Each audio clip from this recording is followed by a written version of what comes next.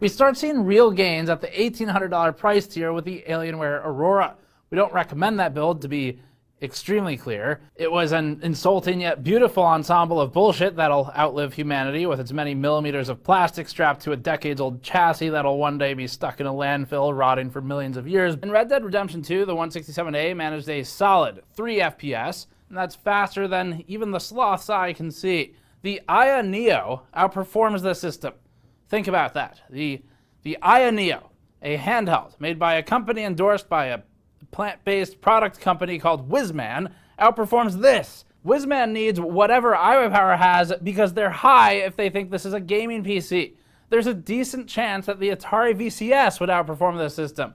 In a combined torture workload, Alienware instantly fails the test. It gets a super F, just like the G5 5000. You can now move on and confidently not buy this computer. Just like CyberPower's system we tested, Alienware sets out to let customers know right out of the gate that they aren't worth getting the full value of the parts that they've purchased. We'd like to apologize to all of the innocent R5 3600s trapped in these machines, never able to achieve really much of anything. And at this point, it feels like we should launch a rescue operation for CPUs out of these computers. It didn't even include a QR code to a digital guide, and it didn't include a URL for a digital guide for setup. So you're just shoved into the deep end.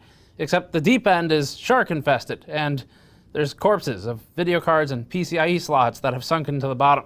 Proprietary parts will benefit us in our not-too-distant dystopian future when humanity desperately harvests metal from landfills left behind by our ancestors. Dell and HP, for example, are actually helping the planet. They're guaranteeing that someone is throwing away an OEM computer with every passing second.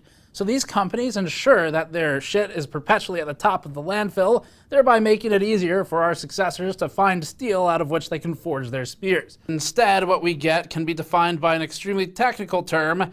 The term is called bad. We know it's advanced, but try to keep up. I could hear Patrick performing this noise test through 2 walls. There is a curve, but the CPU overheats too quickly, and that curve turns into what we'd call a line. When Dell and HP swiped right on each other, it was because they both listed lawn walks on the beach as a secondary joy to stuffing homes and landfills alike full of what could be useful gold, copper, fiberglass, steel, and aluminum. Rainbow Six Siege could run on a Tamagotchi, so it's not surprising to see some of these systems actually hitting 200 FPS average at 1080p. And then there's a picture of a fan. It is from Alienware. Look, it has hieroglyphs. They built, you know, I knew they built the pyramids. It's got the same hieroglyphs that they use on the pyramids right here on this case. For whatever it's worth, the Intel CPU and the NVIDIA GPU are working basically as expected. It's just that Dell put them in a computer. There are good options out there for people who do want to buy a pre-built. We haven't found them yet, but I'm sure they exist. Bloatware has a superpower. It can freeze time, as in like it can freeze your system, and also it has the ability to turn a brand new 2021 system into a time capsule of Windows ME coupled with hapless LimeWire and Kazaa downloading, acting as an anthropological fossil of a desperate time. Here you go. I clicked on System Health, and the first thing it came up with was, what is malware? In this regard, Bloatware's sort of like Pokemon. You've got to catch them all. At least it's probably Pokemon. It could be like diseases too. To continue using my Dell, please update the application. It's worth it. I just really feel like they're connecting with me. It doesn't feel like a faceless corporation when there's an emoji. What happens if I say no?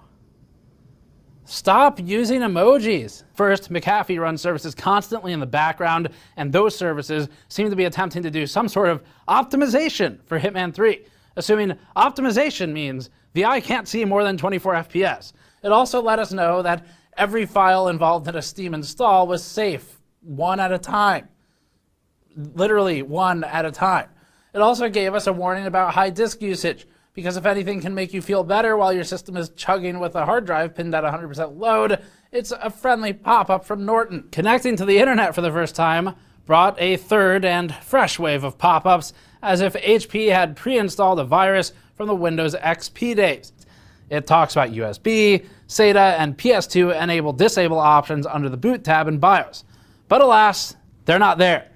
In fact, these options don't even exist in the screenshot that Gigabyte used in the manual to show that they exist. The fact that we see a performance uplift is just a bonus when considering the existing advantage of parts that are actually universally usable thanks to their adherence to, standards and form factors. The plastic bag encircling the system had its own tamper seal on it, oddly, so that's sort of a new level of distrust of the consumer. But apparently Dell is lying in its marketing, I think is the technical word for it.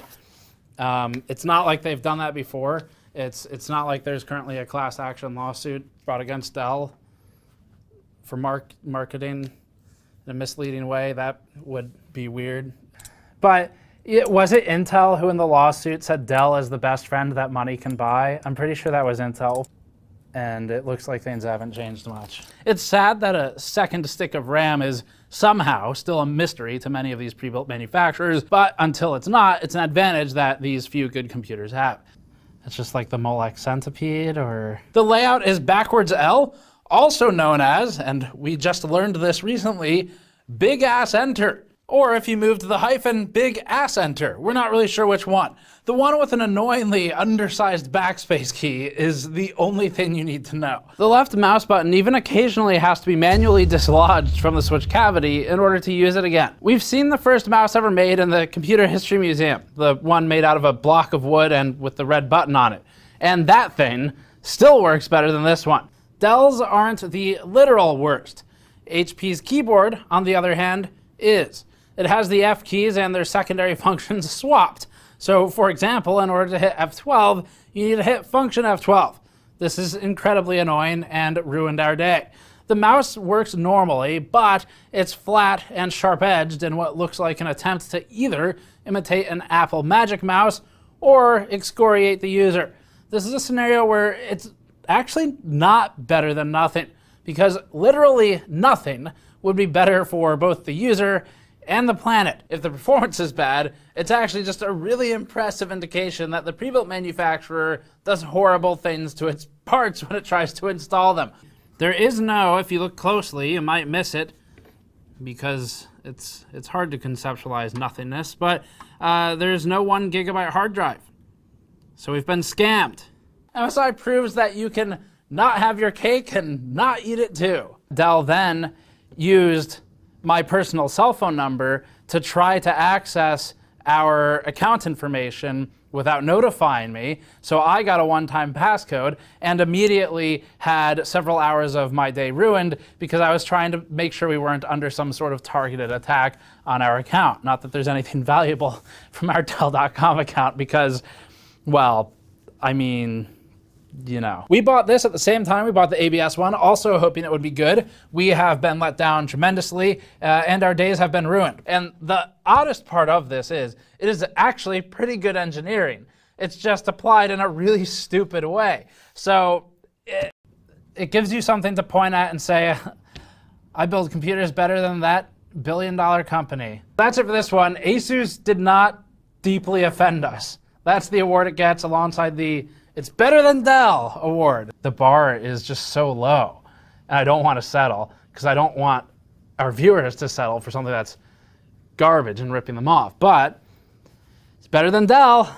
Overall then, the Skytech Chronos does in fact get the It's Better Than Dell award. So it's not the worst I've seen.